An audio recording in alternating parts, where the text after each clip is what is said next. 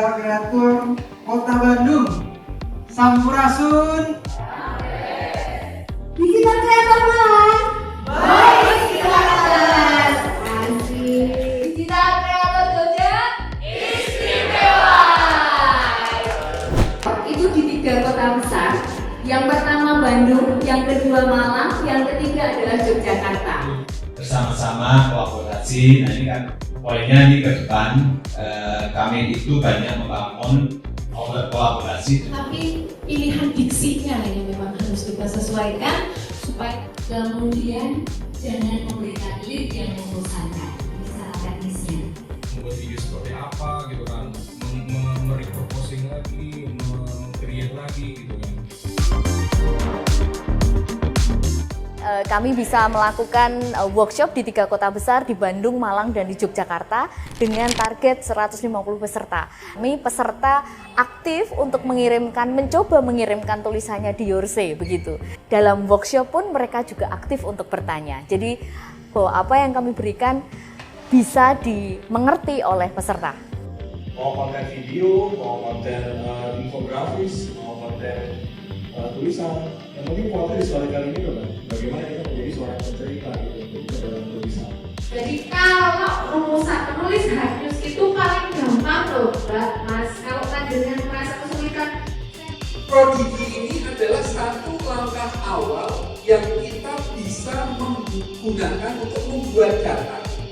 Ya, saya melihat teman-teman peserta workshop sangat antusias. Workshop ini akan memberikan bekal pertama bagaimana membuat konten yang menarik, berkualitas, dan kira-kira akan menjadi rujukan banyak orang. Jadi di YouTube itu juga judulnya harus sesuai SEO-nya, kata kuncinya gitu. Misal video itu tentang Gibran, jangan sampai di judul tuh nggak ada nama Gibrannya itu. Alasan saya mengikuti workshop ini, yang pertama saya ingin menambah pengalaman, yang kedua relasi, dan yang ketiga ilmu-ilmu yang bermanfaat. Di sini saya ingin bisa mengembangkan skill itu agar saya bisa menjadi seorang jurnalis. Pengalaman pasti bakalan dapat, lalu juga dapat juga sebuah buku yang nantinya pasti bermanfaat bukan bagi saya saja, namun bisa juga bermanfaat bagi orang lain. Etika jurnalistik itu benar-benar bermanfaat buat kami yang juga penulis di blog dan media platform lainnya.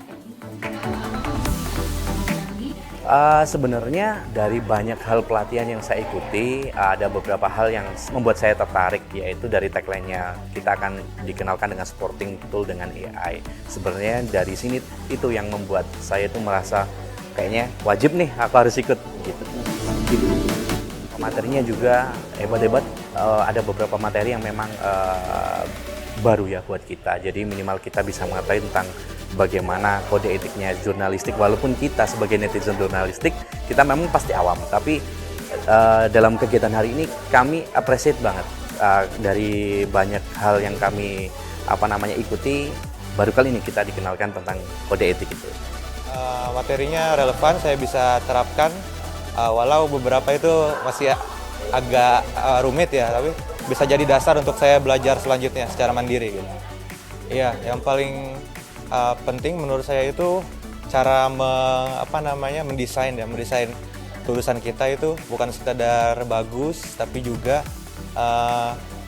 bisa diterima oleh masyarakat umum dan juga diterima oleh sekarang itu algoritma internet. Aku tertarik dengan jurnalistik, tapi sebelumnya belum pernah benar-benar mendalami jurnalistik. Seru, jadi nambah pengetahuan tentang jurnalistik dan makin semangat buat menulis di dalam bentuk berita. Tertarik sama temanya, materinya bagus banget. Terus kita kan kadang nggak bisa dapetin materi ini di workshop biasanya ya. Dan yang kedua, di sini nggak cuma dapat materi, kita juga ada tugas-tugas yang menuntut kita itu untuk benar-benar menyimak materinya, sehingga belajar sambil latihan itu pasti lebih maksimal dapatnya.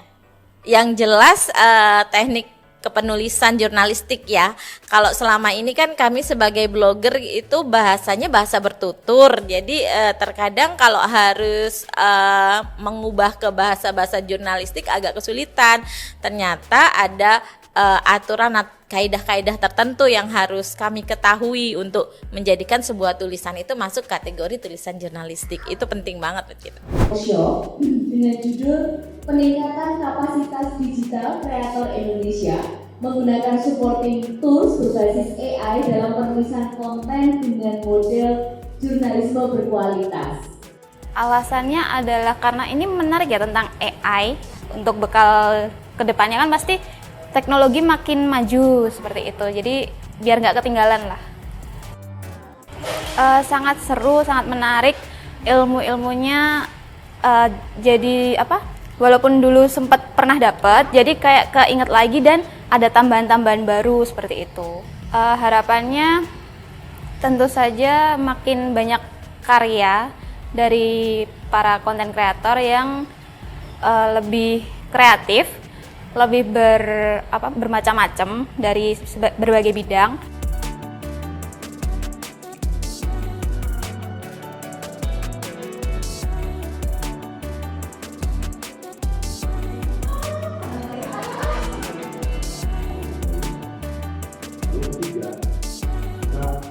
Kemudian tentu saja ini Mbak, yang pertama sesuai fakta, dan walaupun kita pakai AI ataupun teknologi yang lain yang mempermudah, itu paling enggak jangan hoax gitu. Contohnya di zaman dulu itu kita tahu lah bahwa ketika kita menulis satu konten SEO, itu kan harus keywordnya disebut ini kan, keywordnya disebut terus di dalam pemberitaan kan. Bahkan Kementerian BUMN tanyanya adalah apa sih kalau kamu mau ngawin saya dia siapa? Mau kalau sama dengan sebelumnya. Servismu apa, layanan apa, ratingmu berapa, kemudian yang dikatakannya juga adalah kamu punya ide apa, nanti kalau kamu punya program apa, kemudian dia akan nggak muncul interaksi atau kayak gimana gitu. Sebenarnya untuk apa ya, sebagai parameter konten itu Nanti saya akan cek satu.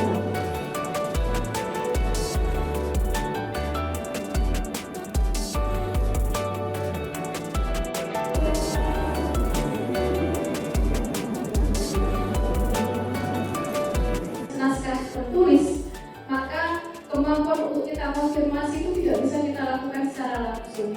Artinya bahwa layer pertama dalam pemahaman makna itu harus dari pembaca informasi yang terlebih dahulu. Step 1 ketika ingin membuat konten video.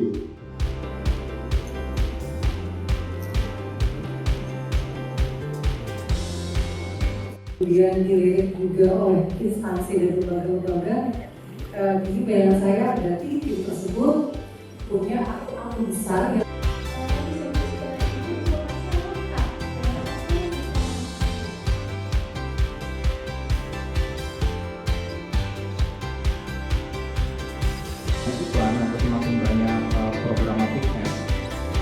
meningkatkan kompetensi dalam bidang pembuatan konten, terutama dalam bidang tulisan dan audiovisual. Untuk apa ya, sebagai para harapan saya sih sebenarnya makin banyak kreator, makin banyak pula talent-talent yang yang ada di bawah, akhirnya mereka bisa keluar lah. Di sini kan sebagai bagian dari komunitas difabel atau organisasi difabel lingkar sosial. Nah, kami itu salah satu fokusnya adalah meningkatkan kesadaran dan juga advokasi masyarakat mengenai isu-isu disabilitas. Luar biasa, dengan beberapa materi yang saya dapatkan tadi, saya mendapatkan banyak insight baru sehingga bisa saya aplikasikan untuk pekerjaan saya sebagai Humas di Balai Diklat Keagamaan Semarang. Workshop ini diharapkan menjadi role model untuk rekrutmen atau mencari bakat-bakat dari berbagai daerah di Indonesia yang menyukai membuat konten atau semacam konten kreator berbasis platform maupun berbasis media. Kami berharap bahwa workshop ini tidak hanya berlangsung di 3 kota besar, tetapi juga bisa menjadi role model bagi kota-kota yang lain. Dan kami berharap peserta yang ada di sini juga bisa menularkan ilmu yang kami berikan kepada komunitas-komunitas digital kreator yang mereka ikuti.